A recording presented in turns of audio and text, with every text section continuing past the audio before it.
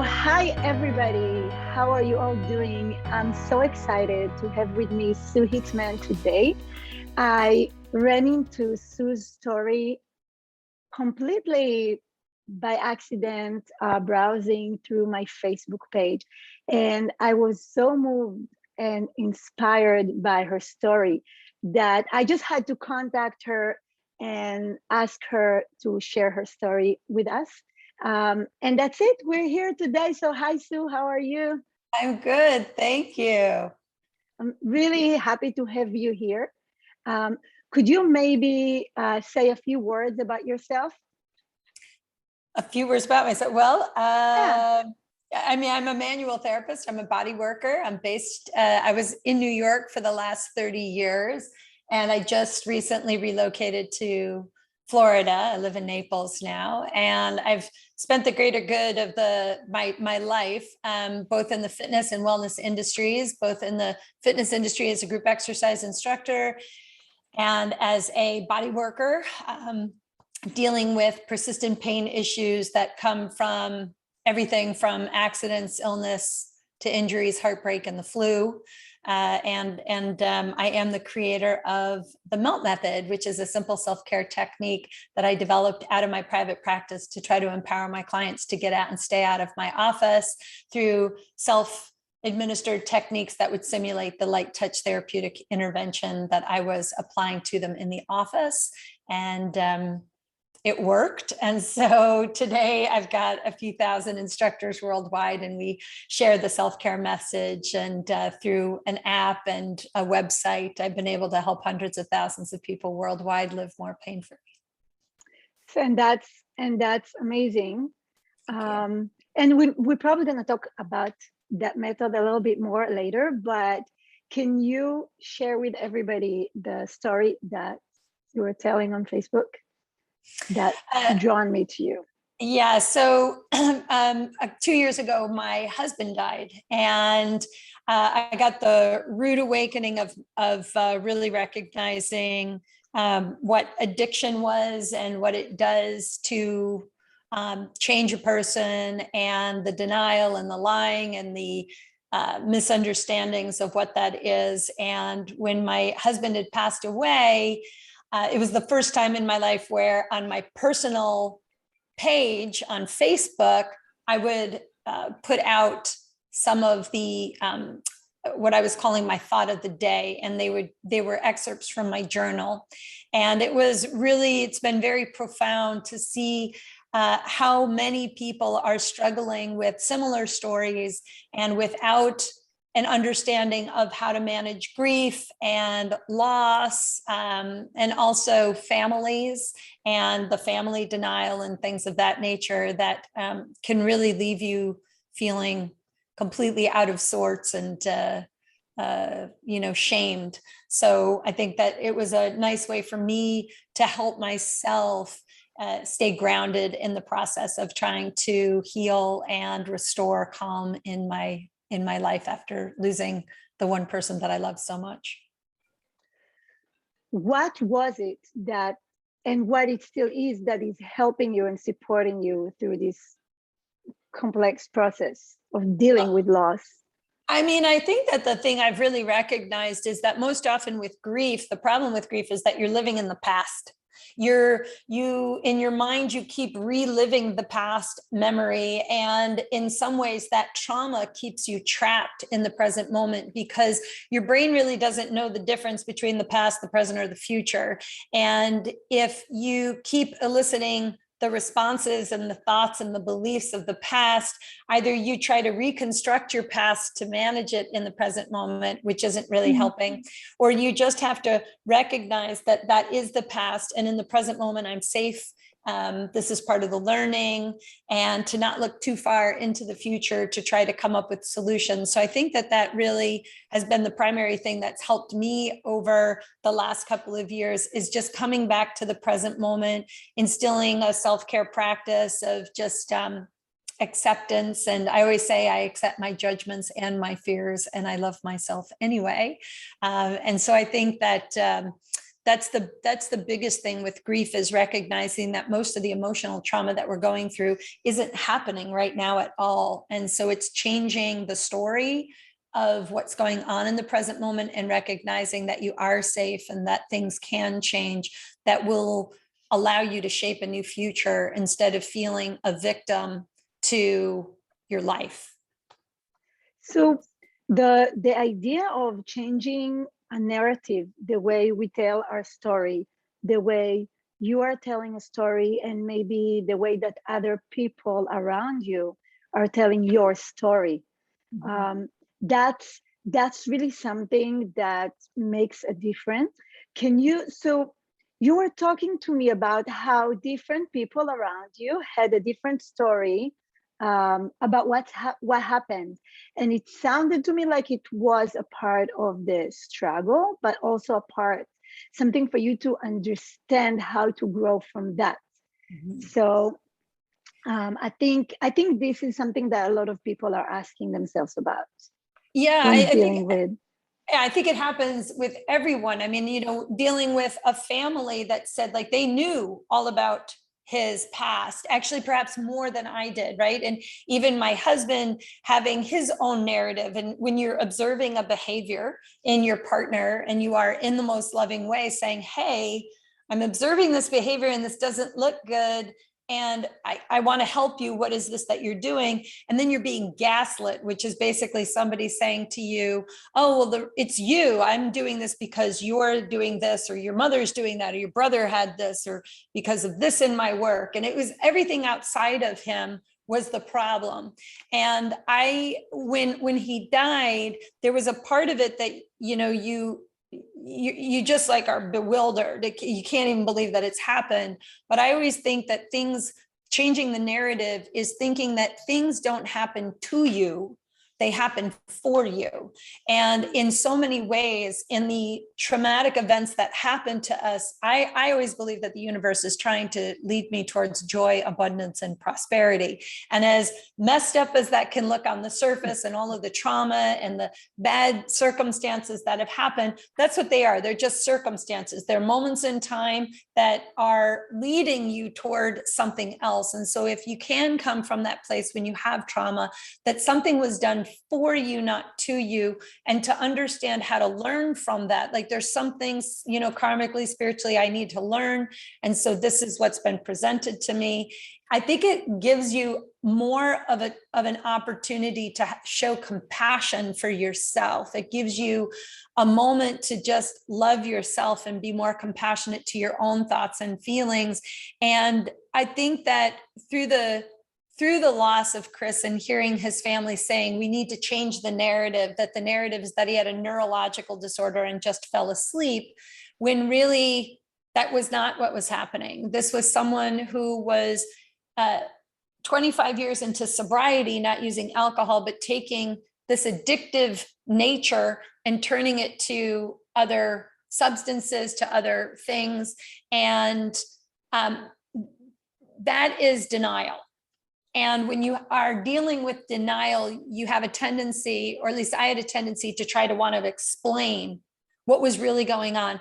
And what a waste of time that is, because who cares what anybody thinks? And if I needed to be the reason, I needed to be the scapegoat, that I was a horrible wife and I did this to my husband, or I led him back into his ways, I think to myself, well, you can believe whatever you want, but when you're a light shining a light on a shadow, and you corner a shadow, sometimes a shadow will attack. And I think that in so many ways that was my experience of it. But what I've learned from it is that these things happen simply because we're trying to learn something about this. I needed to love with unconditional hope and support, and then lose it all and manage that, I think, so that I could gain spiritual enlightenment. And a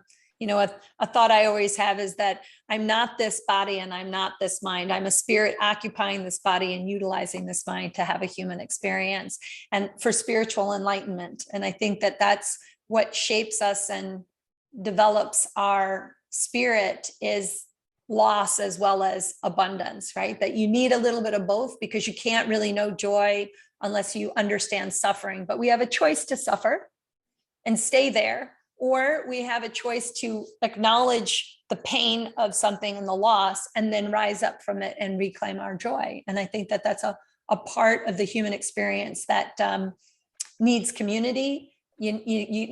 Don't sit by yourself. And so, having a community like yours with people who are looking for support, I think that's a very important aspect to healing is community.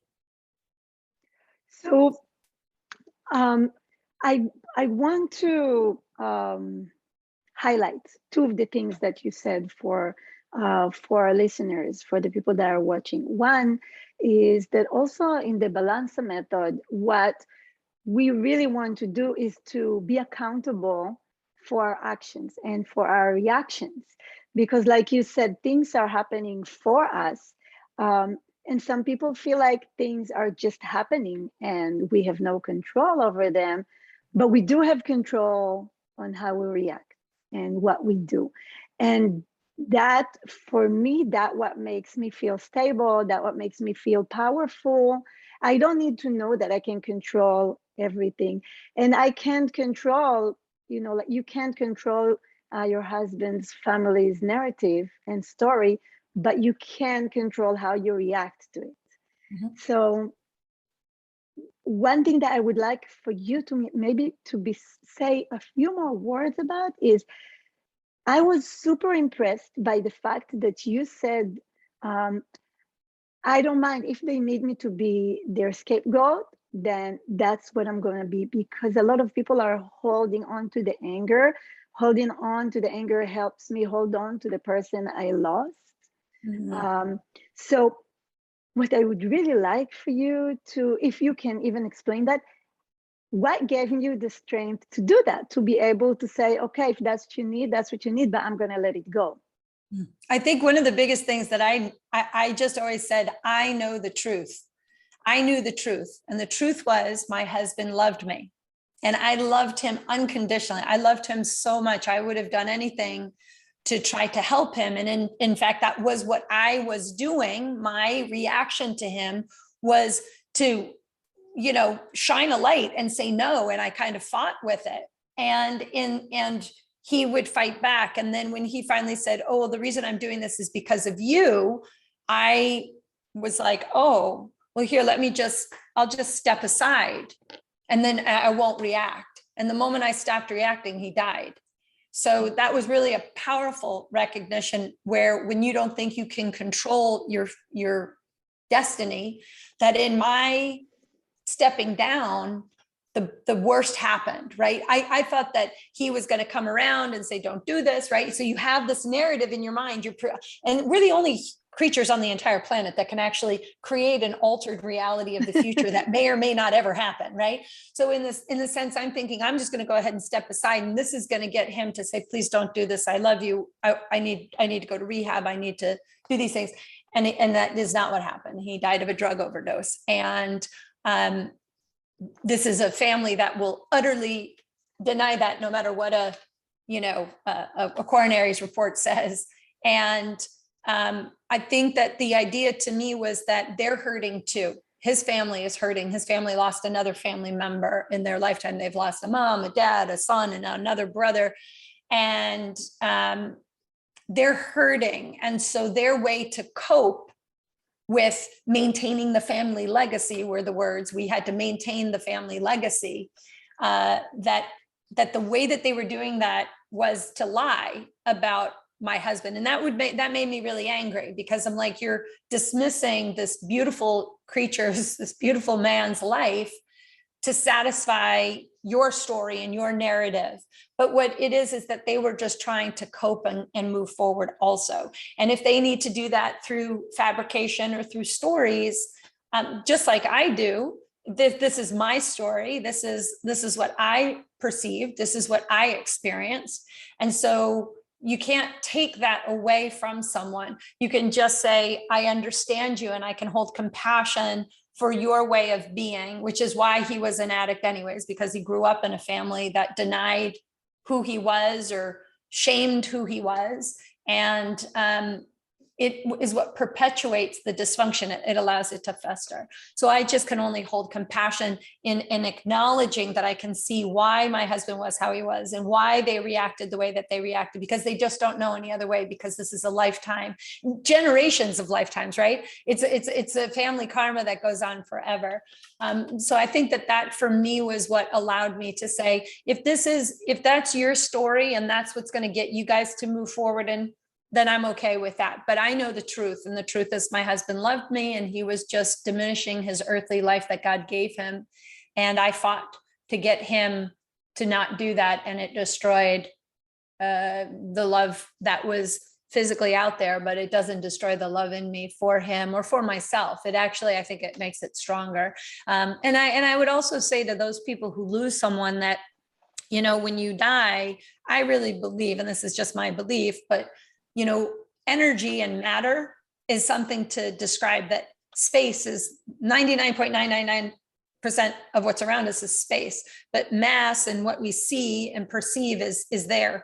But when you leave the body, all you are is just changing an energy form from a physical body to a spiritual or ethereal body. You don't just disappear and your spirit is over. Your spirit continues on well beyond the expansiveness of this small form of your body. And now you get to be back with the spirit of the universe, of what the energy is around us. So I don't think that he's gone. I think that he's still in me, part of me, around me, much like all of the people that other people have lost, is that we keep them and their spirit awake by remembering them, and not being angry, because anger doesn't help the spirit that's gone. And, I always say nobody dies at the wrong time either. It might be inconvenient for those of us that are living, but when your time is your time, no matter how crazy that looks on the surface, I think that that's a piece of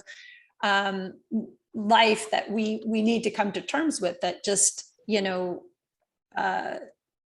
life beyond what we know and love beyond what is physical, I think is something that people need to learn to explore more, because it is a thing that's not, it's not fabricated.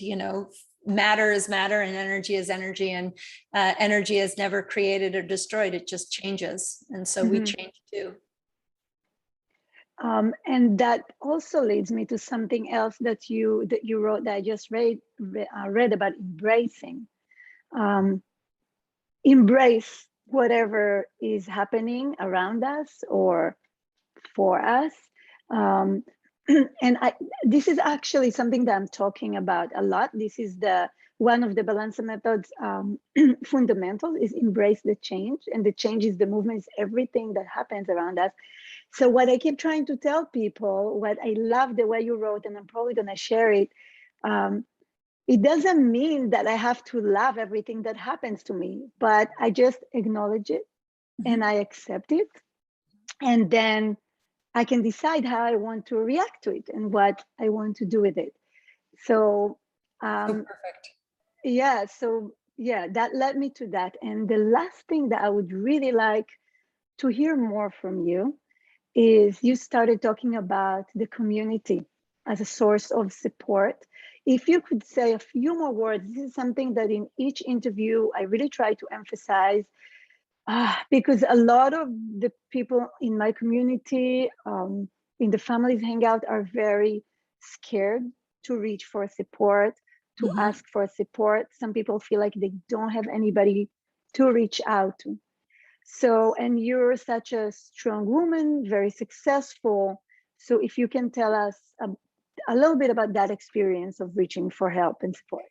Yeah, community is really important, and getting the right community and the right help is even more paramount. Like when Chris had first died, somebody said, "Oh, you should look on Facebook. There are grief support groups. I think this might really help you."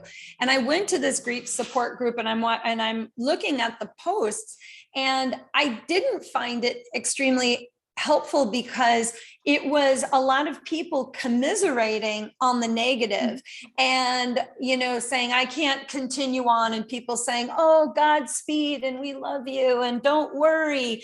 And that to me is actually belittling what they're actually saying. What they're really saying is, I don't know what to do, and I'm not sure where to go. And I would say, like, I would write into those chats, can it just be okay that you just don't know? Can it be okay for a minute that you're not really sure what to do next, but that if you're here, and if you can focus on what can I do right now to help me to expand where I am so that I can continue.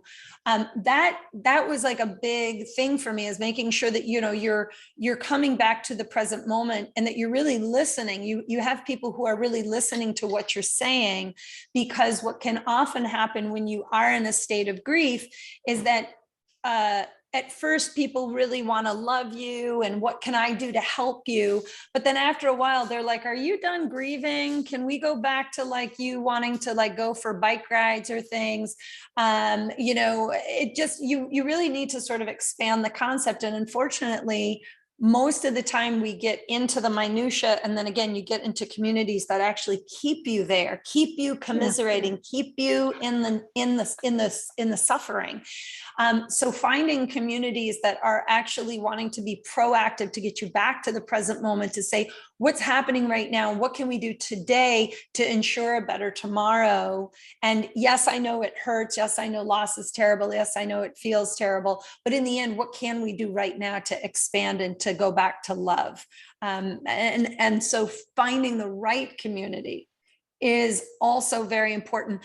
Finding the right friends. Some friends are not very good when it comes to grieving, right? I mean, I had friends who were so angry at Chris's fair. They're terrible. They're the son. I said, no, they're actually not terrible. They're wonderful people. They're very good people. They're just suffering, and they don't know how else to suffer but to hurt other people, because hurt people hurt people. So, show compassion for them. They're not bad people. So I think that's, again, it's changing the narrative and being around people who can change the narrative with you. That's really important.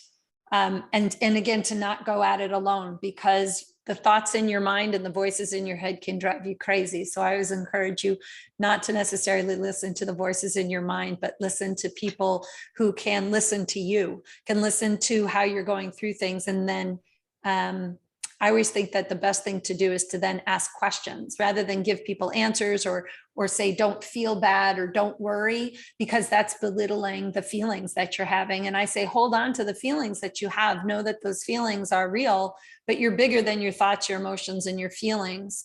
So let's just rise up from that, and let's try to find a way for us to cope and stay together and rise up from it.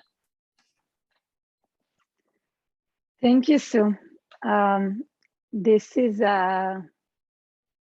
what is super inspirational for me anyway, and it kind of like puts together a really great way maybe to deal not just with loss, but with anything that we going through life that is hard, that is not easy. Life doesn't have to be easy. It's all opportunities, like you said. Whatever happens, we grow from it, we learn from it, and we become better for ourselves. Yes, joy and happiness comes from inside. Yes. Right? It all comes from in here. You're not going to be happy because of someone, because of something. Joy and abundance comes from inside. So if you can be grateful and show gratitude for the things that you have, I think life is less it's less hard, it's less stressful. You can find your joy every day. I think that's important to find that blessing, and even in the suffering, that you can come out of suffering. You just need a little support sometimes. Yeah. What is your life motto? Stay present, be present, love and be present, because the opposite of love is fear. So don't walk around being fearful of your life or fearful of the future. And I think that you can just love and you'll be happier. Thank you. And I really, truly encourage everybody to check out Sue's page because she keeps posting very inspirational posts. And go check out her website about the melt method, which is, it's proving itself, obviously. Um, and that's it. I really appreciate you being with us today. Thank you. Thanks a lot. Bye.